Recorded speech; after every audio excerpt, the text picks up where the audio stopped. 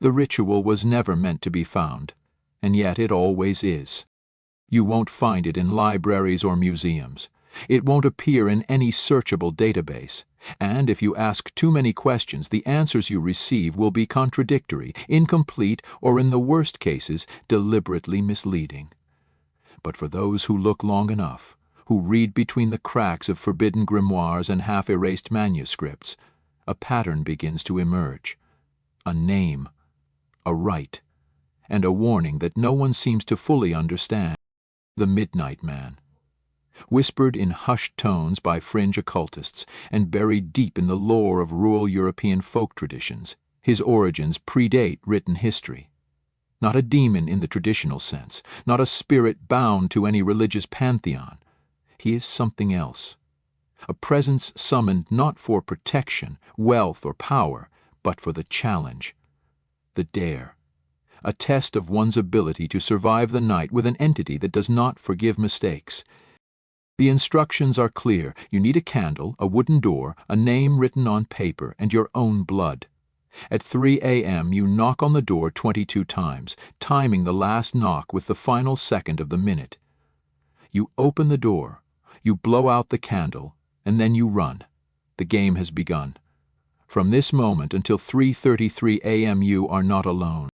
Those who survive report strange phenomena, flickering lights in sealed rooms, whispers from vents that lead nowhere, icy chills that follow no draft, and always the sound, soft rhythmic tapping from the darkest corner of the house. Some hear breathing, others hear nothing at all, but all agree on one thing: if your candle goes out and you fail to relight it in 10 seconds, he will find you. It was a scholar from Prague, centuries ago, who first transcribed the earliest version of the rite into Latin. His name has been erased from nearly all records, but a marginal note in a confiscated Vatican scroll suggests he performed the ritual not once but several times. The notes became increasingly erratic. The handwriting deteriorated, and then the ink simply stops mid-sentence. Hooked by this vanishing trail, modern-day occult researchers began comparing folklore from Lithuania, Romania, and northern France. They found overlapping rituals, games played by children to ward off sleep. In one version, a child draws a circle in chalk and stares into a mirror at midnight. In another, you must sleep under a tree with no name and wake before your shadow disappears. In all, the Midnight Man is never named directly, always the guest, the walker, or the one who listens. But there is one source, hidden in a sealed archive beneath an abandoned monastery in Catalonia, that describes the ritual in exacting detail. The Codex Tenebris. Bound in leather so ancient it crumbles to the touch, and written in a cipher not yet fully decoded, the Codex describes a sequence of invocations across multiple lunar cycles, culminating in the midnight rite, a phrase repeated over and over in untranslated runes. He wears no face but yours. Scholars argue whether the Midnight Man is truly summoned, or whether he is simply awakened.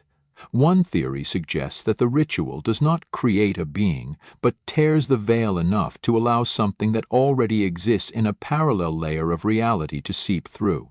A pre-human entity, perhaps, or a fragment of consciousness that was never meant to become self-aware.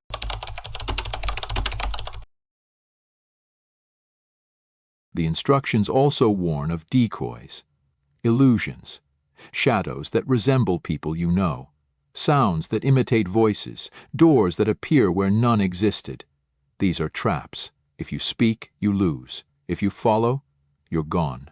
And above all, never look directly at him.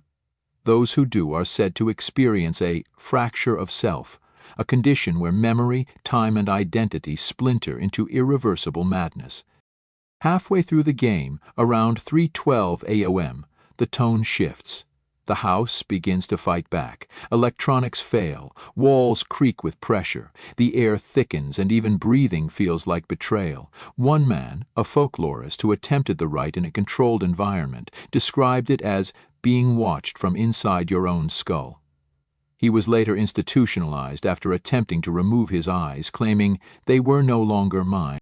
No one agrees on what the Midnight Man looks like, only that he's always taller than expected and always arrives sooner than you're ready. Some say he crawls, others say he glides, a few swear he flickers in and out of perception, like an error in reality. One survivor described him as a hole-wearing skin.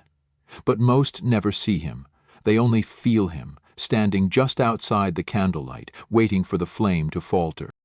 There is no reward for completing the ritual, no treasure, no blessing, no secret revealed. You are simply allowed to leave. But many who do say they are never truly alone again. They hear footsteps in empty halls, shadows no longer behave as they should, mirrors delay in their reflections, and in the silence between seconds there is always the echo of a knock. Once, then twice, then. Some speculate the game is not a test but an invitation, not to defeat him, but to allow him to learn you, to map your fears, your thoughts, your habits, and then to follow. Not all who summon him are visited that night. Some report nothing for days, even weeks, but then, in moments of deep vulnerability, grief, illness, solitude, the signs return. The flicker, the knock, the breath.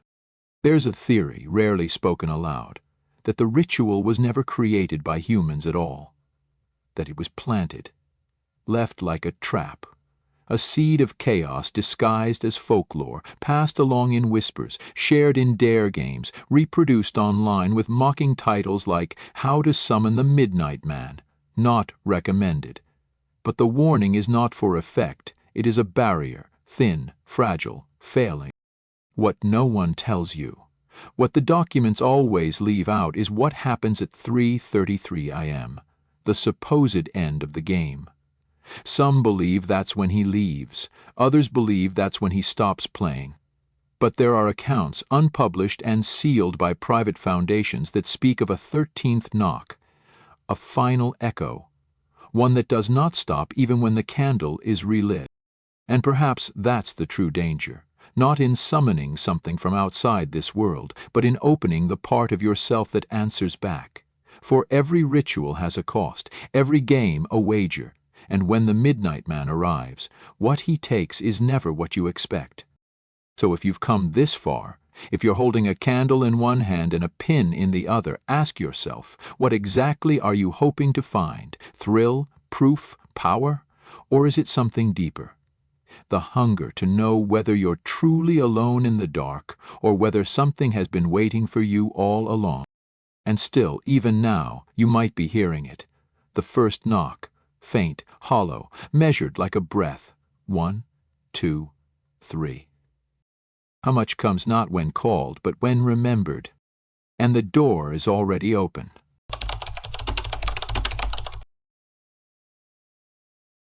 The candle went out at 3:27 a.m. It didn't flicker. It didn't dim. It vanished, snuffed as if pinched by invisible fingers.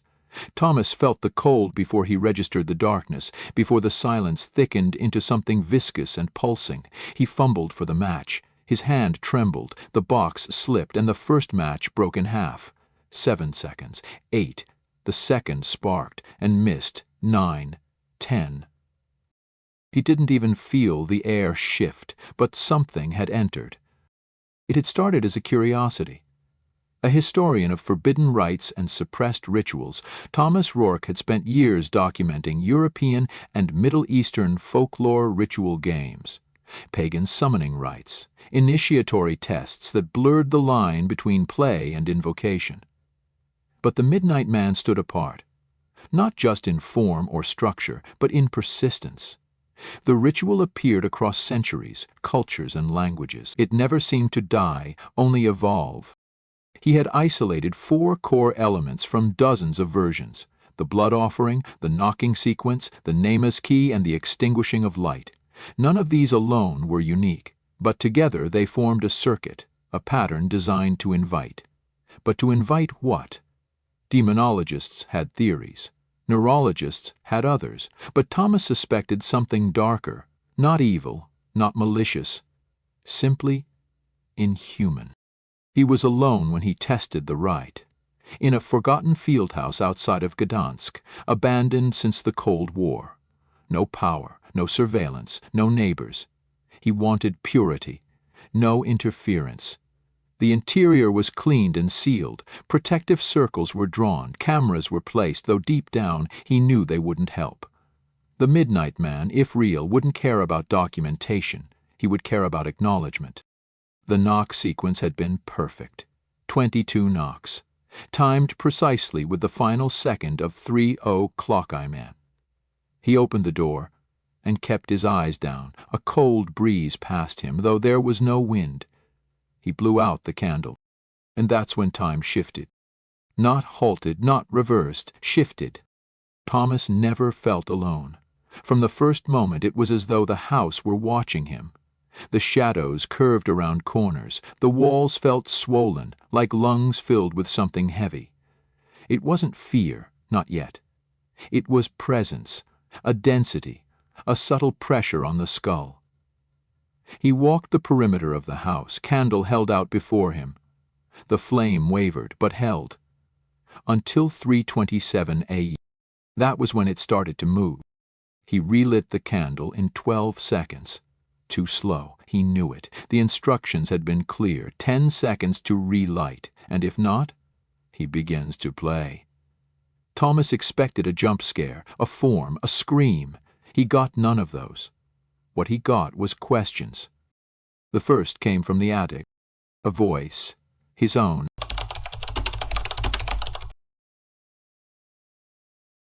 Don't move. The voice was identical, not similar, identical. I'm upstairs. You need to come up here. Bring the light. Thomas froze. He hadn't spoken. He wasn't upstairs, and no one else was here. The flame dipped. A chill brushed his neck like the breath of something tall, something craning. The voice continued. Well, aren't you listening to me? You're making it worse. He backed toward the kitchen, candle gripped like a weapon, though he knew it would offer no defense.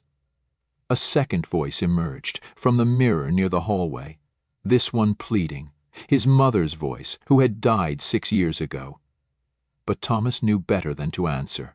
That was Rule 3, never respond, not to knocks, not to voices, not even if they speak your name. And yet the mirror fogged, as though someone were standing on the other side, breathing. That's when he noticed the marks. On the walls, near the candlelight, black smudges had appeared. At first they looked like soot, but the shapes were too deliberate, fingers. Clawed, smearing downward. A trail of something trying to hold on, dragged away. One imprint had 5 digits, another had 6. He passed one of the cameras. Its red light was still on, but the feed he knew would show nothing. They never do. A creak echoed above him. The attic again. Followed by a soft, dragging sound. Fabric or skin moving across dry wood. And then a thump. Something heavy, something that had dropped or landed. But Thomas didn't run. He whispered the incantation again, under breath, not aloud. He hoped it would help. It didn't. Because at 3:29 a.m. the candle went out again. Thomas didn't move. He couldn't. His body felt submerged, nerves locked, heartbeat loud enough to drown out everything. 10 seconds. He counted. But the match wouldn't light. The entire box was damp, or burned, or empty. He didn't remember dropping it. He didn't remember anything between 3:28 and now. In the corner of the room, the shadows thickened. A shape impossibly thin emerged, like a wire frame wrapped in smoke. He couldn't see a face, but it tilted, observing. Then it did something he couldn't have prepared for. He knocked 3 times, soft, close. The door behind him opened. There was no door behind him. Not originally, but now it led somewhere else. A hallway that shouldn't exist. Painted black, lit with candles, tall, ancient, burning blue. And down that hallway a door, slightly ajar, breathing, pulsing like the heart of something ancient and asleep. And something behind it moved. Thomas had a choice. He could try to relight the candle, or he could enter the door that was never meant to be there. And something in the hallway, something tall and smiling without a face, was already reaching through. The final knock is not to open, but to remind you it never closed. And the flame will not save you now.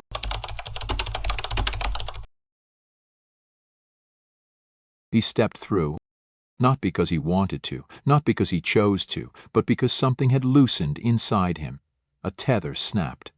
The voice in his head that once whispered, "Don't," fell silent, like it too had stepped aside to make room for something older. The air beyond the threshold wasn't air at all. It was memory, thick, syrupy and warm, with a sweetness that didn't comfort but clung. The hallway extended impossibly far, as if stretching in rhythm with his fear. Each step made the wood groan in protest, not beneath his feet, but inside his bones. Behind him, the room where the ritual began was gone. No door, no candle, just a corridor of walls that breathed like lungs infected with rot. He tried not to breathe too deeply. The scent was copper and mold. And something else. Charred teeth. He reached the first door. It was iron, dented, seeping rust that writhed like it was alive. Upon it a name was carved. Thomas Rourke. Not engraved, not scratched, grown as if the metal had bloomed to match his identity. He didn't touch it. He didn't need to. Because from the other side came the sound of scraping fingernails and whispered regrets. His own voice, muttering apologies for things he had never said out loud. A window appeared in the wall ahead, small, square. Through it he saw himself, not as he was now, but as he should have been. Calm, smiling, writing at a desk in the fieldhouse, candle still lit, ritual unbroken, safe. That version didn't flinch as the shadow behind him blinked into being. It watched, unseen. Then it began to peel. Thomas staggered forward. A new hallway. This one narrower, lined with mirrors, each slightly delayed, as if remembering too slowly. But not all reflections were his. Some were close, almost perfect. One wore his old college jacket, another his childhood scout uniform. One, standing directly behind his reflection, was naked and smiling, eyes hollowed out with smoke spiraling upward like incense. He blinked. That one stayed.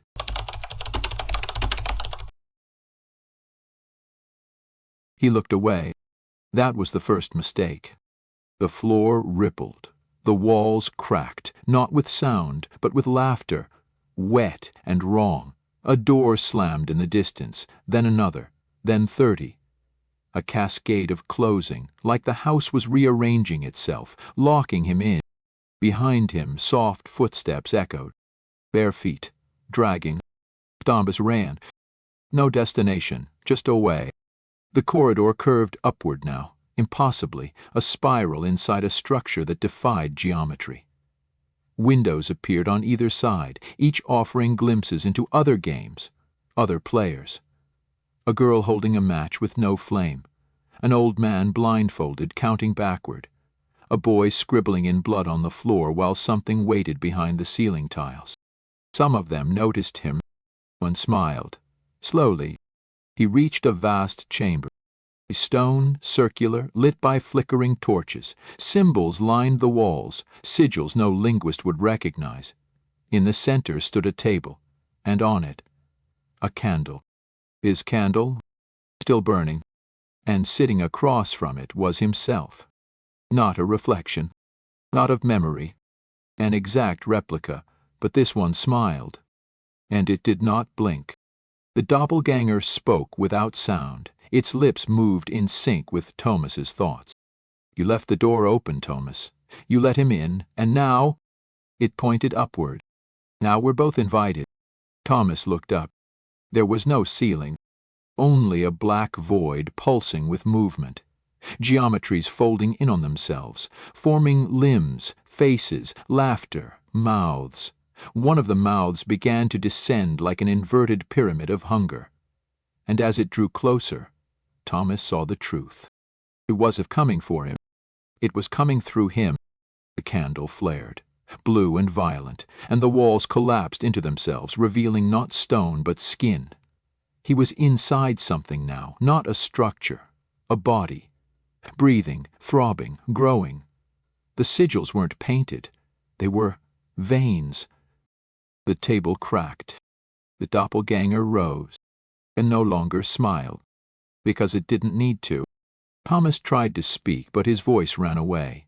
It echoed down corridors no longer visible. The air thickened, and just as the candle dimmed to a whisper of light, the double placed its hand on his shoulder. It leaned in, close enough to hear the final phrase. Not the threat, not the warning, just the truth. You've already lost. The game does not end at 3:33. That is when the real invitation begins. The candle went out, and something opened its eyes inside of him.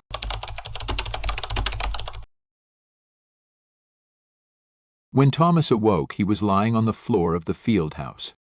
The candle was still in his hand. Unlit, the room was quiet, impossibly still, the kind of stillness that exists only after something has left or finished. The sun had not risen. The clock on the wall blinked 3:30, 4 a.m., frozen, unmoving. The digital display dimmed slightly and then surged brighter for a single flicker before burning out entirely. He didn't remember falling, or waking, or returning. The last thing he recalled was the hand on his shoulder, the cold breath that smelled like the void between thoughts, and the whisper, "You've already lost." The words echoed still, even though no sound touched the air now. He sat up slowly. His body ached in places that shouldn't ache. His spine, his teeth, his eyes. He looked down at his arm.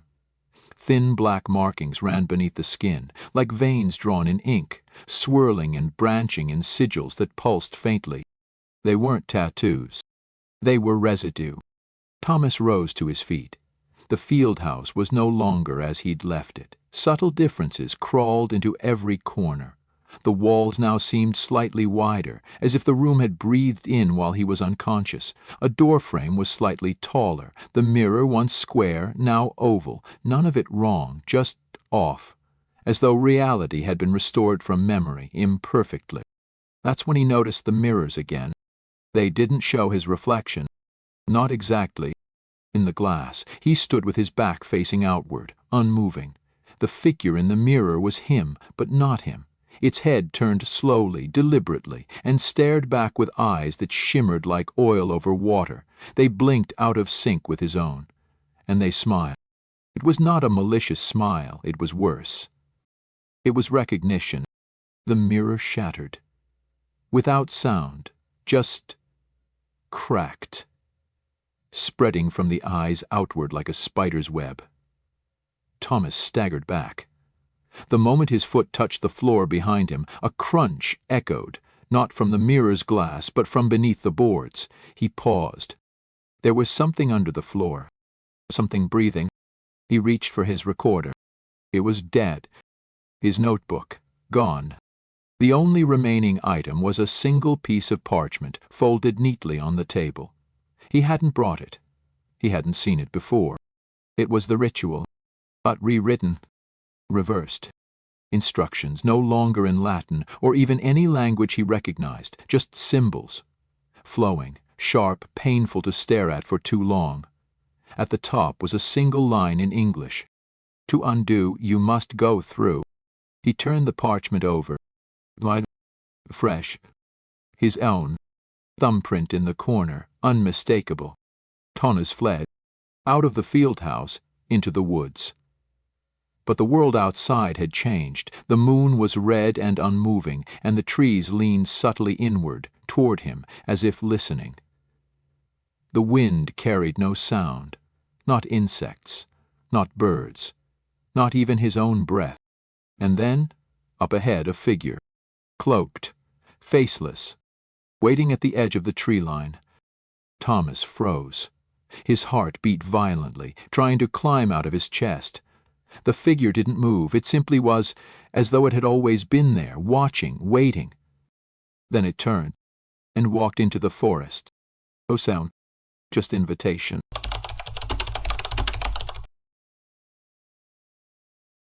He followed, because what else could he do? Branches clawed at him, roots shifted beneath his feet. The forest bent and broke in directions it shouldn't have. Trees stood upside down, moss grew on air, and then the clearing. Perfect circle, earth scorched black, a stone platform in the center, carved with runes that flickered between meanings: door, mirror, womb, mouth. The figure stood before it, arms raised. It approached, light bled from the stone, blue, then violet, then colorless. The figure whispered words he could not hear, and yet they etched themselves into his skull. Thomas fell to his knees. The figure turned, and it was him. But this version was complete, unfractured, unwounded, and its eyes were calm. "You crossed the line, Thomas," it said, "but it wasn't the ritual. It was your need." He wanted to run. He couldn't. The twin reached into his chest, no wound, no pain, and pulled forth a flame. The candle's light, still flickering, still alive, but had burned black. The twin offered it. Thomas reached for it, and the sky cracked, not with thunder, but with chanting. Thousands of voices, endless, layered, speaking in tongues long dead and unborn. The air boiled. The forest peeled back, revealing another landscape underneath, a labyrinth made of bone and fog, where countless doors opened and closed without walls to hold them. The platform rose. The flame pulsed, and from the fog stepped the Midnight Man. No face, no form, a silhouette stitched together from your worst thoughts when alone. Thomas stood, now holding the black flame in both hands. The Midnight Man did not attack. He waited for Thomas to act, because the final step of the ritual was not summoning him. It was choosing to become him. Thomas stepped forward. The ground beneath him sighed, a sound like a tomb being unsealed. He held out the flame, and the figure reached back, not to take it, but to merge with it. Images poured through Thomas's mind, every player who had ever summoned him, every moment of fear, every knock that was answered, every flame extinguished by windless air. He saw the ritual through their eyes, felt the moment they broke, and realized none of them escaped. They simply changed. The black fire leapt from his hands to his chest, and the moment it touched him he understood. There was no Midnight Man. There never had been. There was only a signal, a spiritual frequency, a ritual resonance that attracted minds desperate for meaning, for danger, for proof. The right was the tuning fork, the fear was the conduit, and once attuned, you carried it forward, forever. The sky collapsed. The forest folded. The world became sound and color and memory remembered by something that never lived. Thomas screamed, but his mouth produced another man's voice, and the ritual began again. Elsewhere, fading a candle. A knock. A whisper. Back in the fieldhouse, the camera blinked on. The footage played. Thomas stood where he began, silent, unmoving, staring directly at the lens. Then he smiled, and the screen cut to black. If you have heard this story, you are already playing. And the next knock is yours. 1, 2, 3. Do you hear it? Do not answer. Do not breathe. Do not look at the door, because the door was never closed.